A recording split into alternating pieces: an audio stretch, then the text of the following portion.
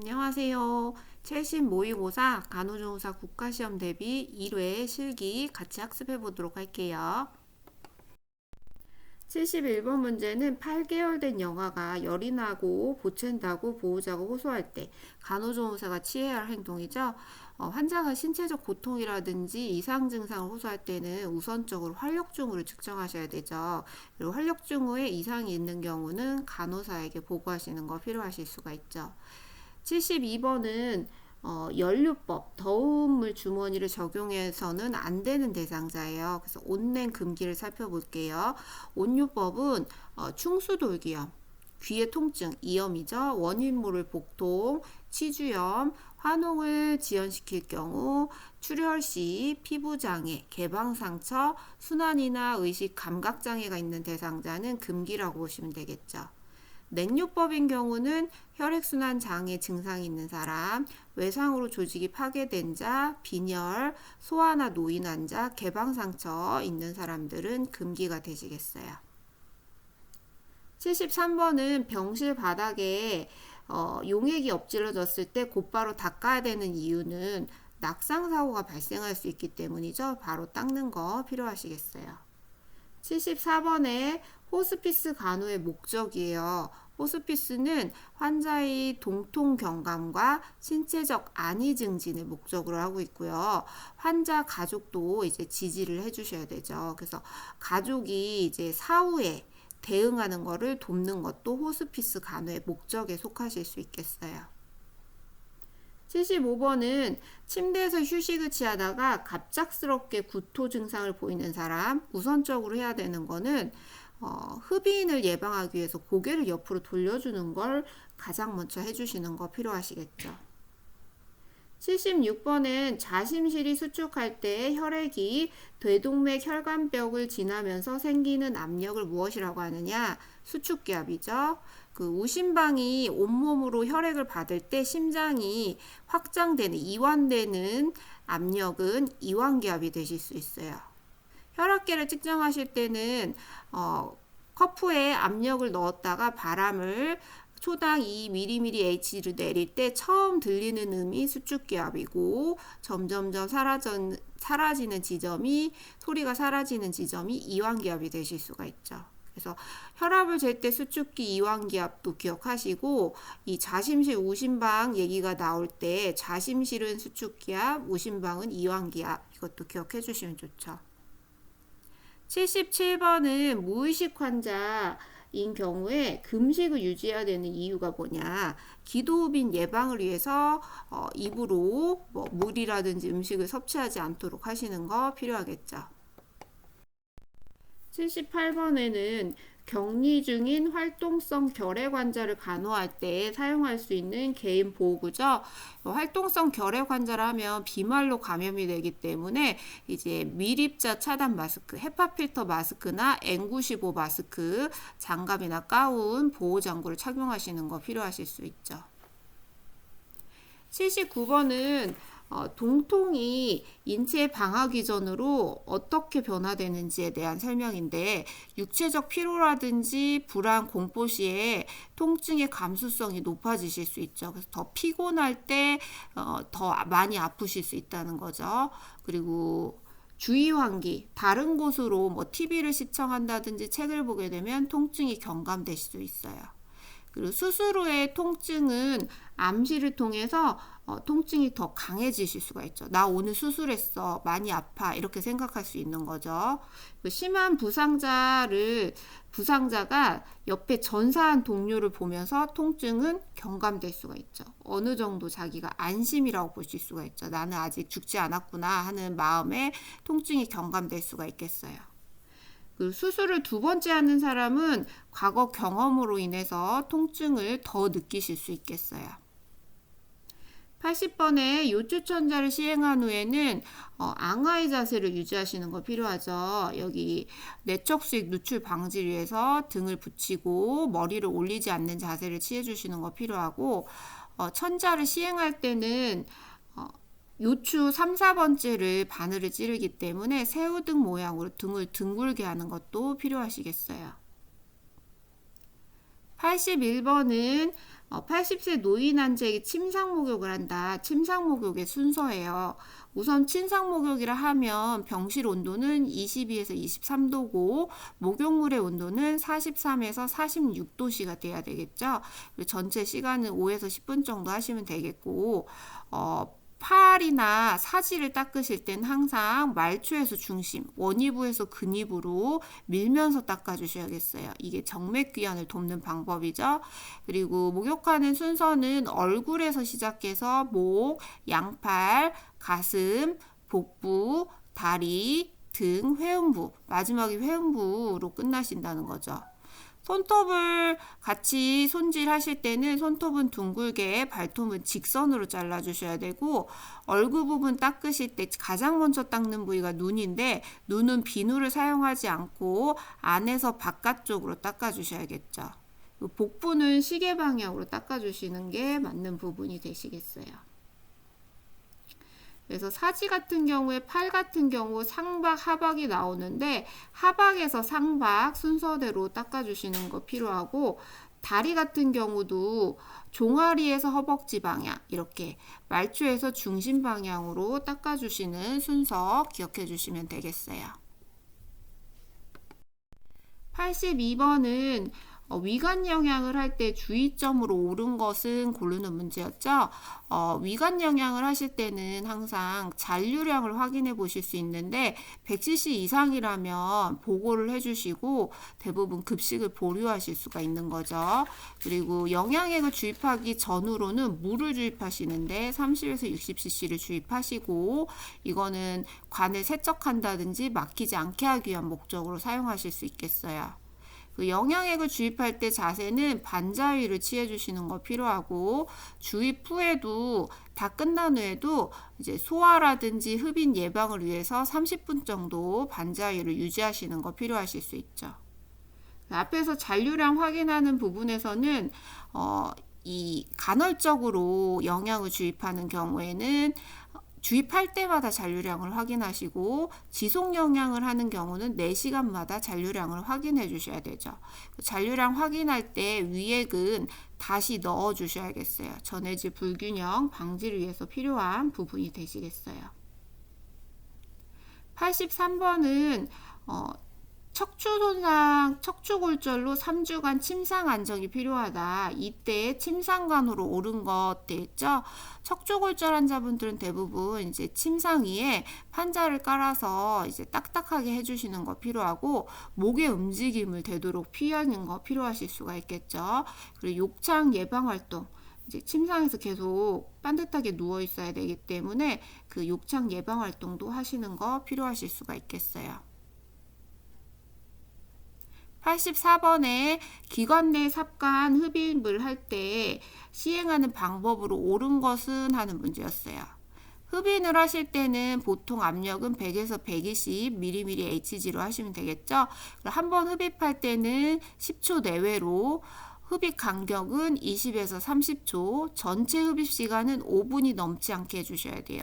이 시간이 나오는 거는 다 저산소증 예방을 위해서 짧게 하는 방법이죠. 그리고 카테타는 생리식염수에 담가서 윤활을 하시고 넣을 때는 부드럽게 회전시키면서 흡입을 하시는 거 필요하죠. 그 카테타가 들어갈 때는 흡입압을 전달하시면 안 되고 다 들어간 후에 흡입 압력을 주시는 거 필요하실 수 있죠.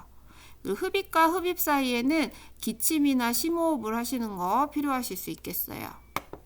분비물 배출을 용이하게 하실 수 있죠. 85번은 침상 목욕 그림 문제죠. 이 침상 목욕할 때 방향을 잘 봐주셔야겠어요. 1번 그림과 같이 눈을 닦으실 때는 안쪽에서 바깥쪽으로 닦아주셔야 되죠. 비루간의 감염 방지를 위해서 하는 방법이 되겠어요. 그리고 뭐 2번이라든지 5번 같은 경우 상박을 닦으실 때는 항상 말초에서 중심으로 닦아주셔야 되죠. 그래서 손목에서 어깨 방향, 하박에서 상박, 다리를 닦았다 하면 발끝에서 허벅지 방향으로 밀면서 닦아주시는 거 필요하죠. 이거는 정맥 귀환을 돕기 위해서 이렇게 하실 수가 있겠어요. 그리고 3번 그림 같은 경우는 가슴을 닦는 그림인데 가슴 같은 경우는 목욕 담요를 덮고 수건 밑으로 손을 넣어서 닦아주셔야 되죠. 노출을 피하시는 거 필요하실 수 있고 4번 그림 같은 경우 등을 닦을 때는 목 뒤에서 둔부까지를 이렇게 밀면서 닦아주시면 되겠어요. 복부 그림은 없는데 복부를 닦으실 때는 시계 방향으로 밀면서 이제 복부 닦아주시면 장 운동을 격려하는 방법이 되실 수가 있겠죠. 86번에는 전자체온계로 애과를 측정할 때 옳은 방법이에요. 전자체온계로 애과를 쟀을 때 정상 범위는 35.7에서 37.3도씨가 정상이 되시겠죠. 애가부는 땀을 닦고 측정을 해주셔야 되죠.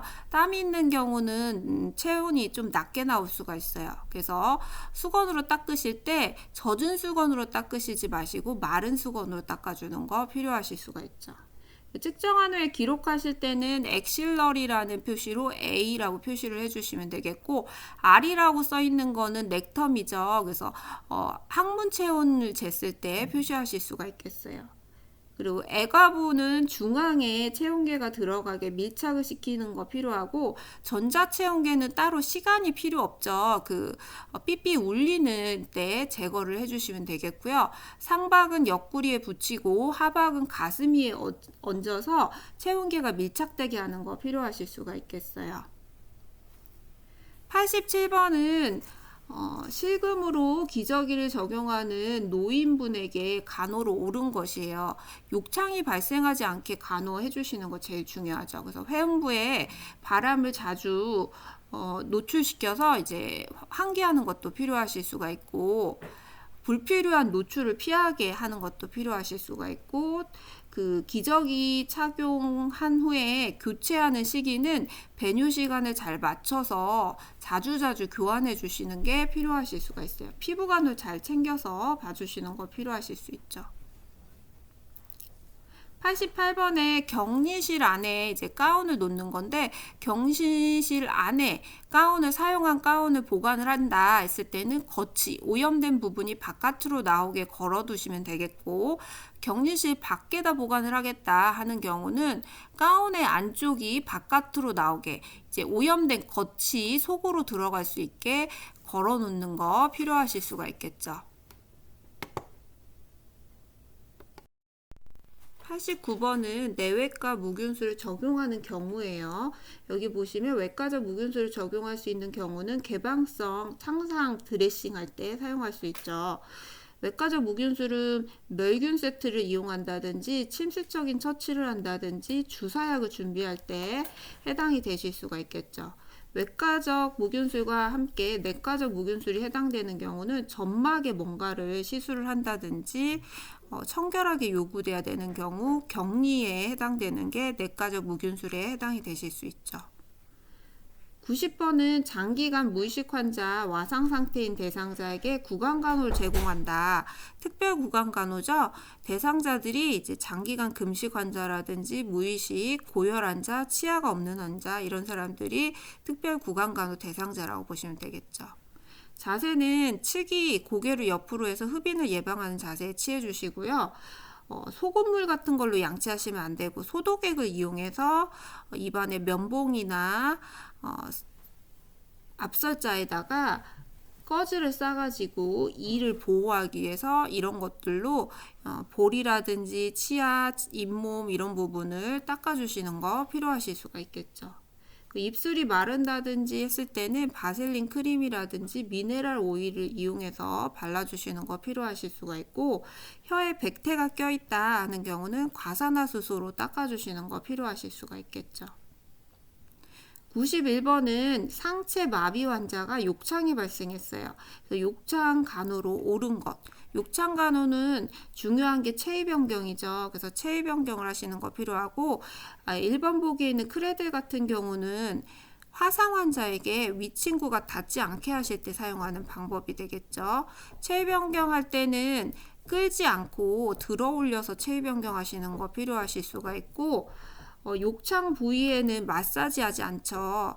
그 부위에 조직 괴사가 생길 수 있기 때문에 마사지하지 않고 압력을 분산하는 도구를 사용해 주시면 좋아요. 에어 매트리스 좋고 도넛 모양 쿠션은 사용하지 않도록 하시는 거 필요하죠.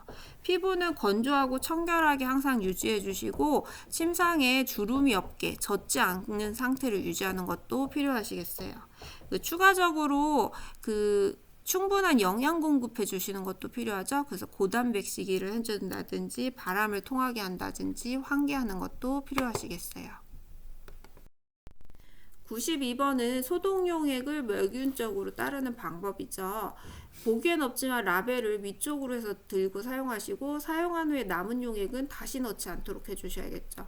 용기 뚜껑은 바로바로 닫아주시는 거 필요하고 병의 뚜껑을 열었을 때는 들고 있을 때는 안쪽이 아래로 향하게 내려놓아서 바닥에 놓을 때는 안쪽이 위로 가게 하시는 거 필요하실 수 있어요. 병의 입구 부분은 오염으로 간주되기 때문에 용액을 따를 때 소량을 따라서 버리고 멸균 세트에 따라주시는 거 필요하실 수 있죠. 93번은 신체 역학 문제라고 하는데 각 체위별로 지지하는 부위를 좀 잘 알고 계셔야겠죠. 앙하이 체위 같은 경우는 욕창이 두부의 호면이라든지 견갑골, 팔꿈치, 청골, 발 뒤꿈치, 미골, 등뼈 이런 부위에 잘 생기잖아요. 그래서 그 밑에 이제 지지를 하시는 거예요. 머리 밑에 요추 망곡 부위, 대퇴, 무릎과 무릎 사이, 발 뒤꿈치, 발바닥에 지지를 해주시는 거 필요하죠. 그 다음에 이 좌위라고 되어 있는 게 반자위죠. 앉은 자세 같은 경우는 앙화위랑 거의 욕창 호발부위가 비슷하죠. 머리 밑에 허리, 대퇴부, 발뒤꿈치 해주시고 심슨 체위 같은 경우는 머리 밑에와 위쪽 팔, 위쪽 다리, 발바닥에 지지를 해주시면 되겠어요. 그리고 침상 보조기구 94번 문제와 같이 보시면 되는데 족저굴곡을 예방하기 위해서는 발지지대가 필요하죠. 그래서 94번 그림을 보시면 1번 그림과 같이 발지지대를 하시는 게 족저굴곡 예방을 위해서 도움이 되실 수 있죠. 4번에 대퇴 부위에 외회전을 예방하기 위해서 대전자 두루마리를 댄다. 대전자 두루마리는 94번 문제 5번과 같이 대퇴 부위에 이제 두루마리를 대줘서 이제 바깥으로 벌어지는 걸 방지하는 거죠. 외회전 방지를 위해서 하실 수가 있어요. 그리고 94번에 2번 그림 같은 경우는 고무포죠. 아래에 침구가 젖지 않게 하기 위해서 방수 목적으로 고무포를 깔으실 수가 있겠어요. 3번은 삼각대예요. 삼각대는 머리 위쪽에 이제 설치를 해서 침상 위에서 운동을 할 때 사용하실 수가 있죠. 4번 같은 경우는 침상 난간인데 낙상 방지를 위해서 사용하실 수가 있고 그 밖에도 골절용 판자가 있죠. 척추 손상 부위 허리 지지를 할 때 사용하실 수가 있고 손 두루마리는 손가락의 굴곡 유지를 위해서 지지대로 사용하실 수가 있죠. 95번은 타박상인 경우에 얼음 주머니를 적용하는 거죠. 얼음 주머니 같은 경우는 잘게 깬 얼음을 넣으시고 모난 얼음 같은 경우는 이제 둥글게 해서 사용해 주시고 채울 때는 2분의 1이나 3분의 1 정도 채우는 거 필요하실 수가 있겠죠. 그리고 얼음 주머니를 댈 부위는 최소한으로 노출을 하셔야지 필요하실 수가 있고 적용할 때는 열냉 마찬가지로 다 20에서 30분간 적용하시는 거죠. 그리고 주머니는 피부에 직접 대시면 안 되고 커버나 방포를 덧대서 싸가지고 대주시는 거 필요하실 수가 있겠어요. 96번에 신생아에게 나타나는 증상 중에 즉시 보고해야 될 거예요. 이상 증상이라는 거죠. 용혈성 황달이 대표적이에요. 생후 24시간 이내 황달이 나타났다 하면 용혈성 황달이고 보고를 해야 되고 즉시 처치를 취해야 되는 황달이 되시겠어요. 2, 3일 후에 나타나는 황달은 생리적인 황달이죠. 이때는 저절로 없어지실 수 있어요. 그 밖에 이제 생리적 체중 감소도 있는데 얘는 3, 4일 후에 이제 체중이 5에서 10% 정도 감소하는 거죠. 아이가 대소변도 보고 이래서 좀 감소하는 상태를 보실 수 있어요. 정상이에요. 그리고 기저귀에 붉은 소변이 나왔다. 이건 요상 결정 요산요라고 보시면 되겠고 신장이 아직 미숙하기 때문에 이렇게 붉게 나오실 수 있어요. 그리고 태변 배설 같은 경우 생후 8시간에서 24시간 이내에 대변을 보게 되겠죠. 그리고 끈적거리고 암록색으로 띠는 게 정상이에요. 그 뒤에 이행변이 나타나는데 이행변도 점액을 포함한 녹황색을 띠는 것들이 특징적인데 이상한 게 아니라 정상이다. 기억해 주셔야겠어요. 97번은 물체를 들어 올릴 때 신체 역학에 관한 부분이에요. 여기 신체 역학에서 가장 기억하셔야 될 게 기저면은 넓게 무게중심은 가까이에요. 그래서 다리를 벌리고 무릎을 굽히는 거 가장 중요하죠. 그 다음에 무거운 물건을 들어 올릴 때는 허리를 펴고 무릎을 구부리는 게 제일 중요하겠어요. 그리고 무거운 물체에 운반하실 때는 무릎을 구부리고 등을 피는 자세를 취해 주시고 중력에 맞서면 안 되겠죠? 이동할 방향을 마주 보면서 해주시는 거 필요하고 그 밖에도 뭐 물체라든지 이동할 때 침상 같은 경우는 허리 높이로 맞춰주시는 거 필요하실 수가 있고 몸은 상체와 하체를 이제 따로 하지 말고 척추가 꼬이지 않게 전체를 돌려서 뭔가 활동을 하시는 거 필요하고 물건을 들어 올릴 때 엉덩이, 배를 이용하시는 거 필요하시고 이동하려는 물체와는 자신이 가까이 서야 되죠. 그래서 30cm 이내로 접근을 해서 물체를 드시는 것도 필요하시겠어요. 98번에 전신마취로 제왕절개술을 한 4시간이 지난 산모에게 할 수 있는 거 심호흡 기침 격려하고 출혈량 확인하시는 거 가장 중요한 내용이죠. 이때는 유치도뇨관을 삽입하고 있기 때문에 자연배뇨를 확인하기는 어렵고요. 유치도뇨관을 통해서 소변량은 확인을 해주셔야 돼요. 소변량이 30cc 미만이다 하면 보고를 해주시는 거죠. 유치도뇨관은 다음날 제거를 하기 때문에 제거 후에 4시간에서 6시간 후에 자연배뇨를 하는지 확인하는 거 필요하실 수가 있어요. 활력증 후 출혈에 따라서 뭐 혈압이 떨어진다든지 뭐 이런 것들을 관찰하는 거 필요하실 수가 있고 전신 마취가 아니라 척추 지주막하 마취를 했다 하는 경우에는 8시간 동안 앙하의 자세를 유지하는 것도 기억을 해주시면 좋겠죠. 99번에 갑상선 수술을 받은 환자에게 일부러 말을 건다. 이거는 후두신경이 옆으로 지나가기 때문에 절제할 때 후두신경이 손상 입지 않았는지 확인하기 위해서 말을 해보도록 하는 거 필요하실 수가 있죠. 100번에 내시경 검사를 실시하고자 했는데 환자가 집에 가겠다고 한다. 이 환자는 지금 상태가 이제 불안정한 상태이기 때문에 난간을 올려주시고 검사를 거부하는 거에 대해서 간호사에게 보고하는 거 필요하실 수가 있겠죠.